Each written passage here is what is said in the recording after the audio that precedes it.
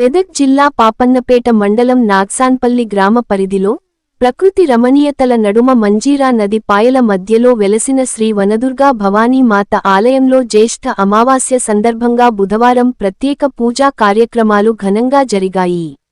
వేకువజామునే వేద పండితులు అమ్మవారి మూలమూర్తికి పంచామృతాలతో సహా పలు రకాల పరిమళభరిత ద్రవ్యాలు, పవిత్ర జలాలతో శాస్త్రోక్తంగా అభిషేకం నిర్వహించారు.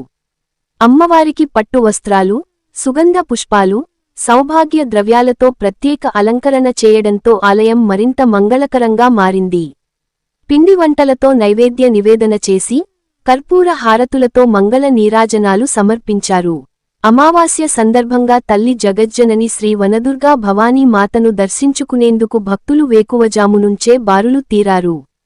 జిల్లా నుండే కాకుండా పొరుగున ఉన్న ఇతర జిల్లాల నుండి కూడా వేలాదిగా భక్తులు తరలివచ్చి అమ్మవారికి మొక్కులు చెల్లించుకున్నారు.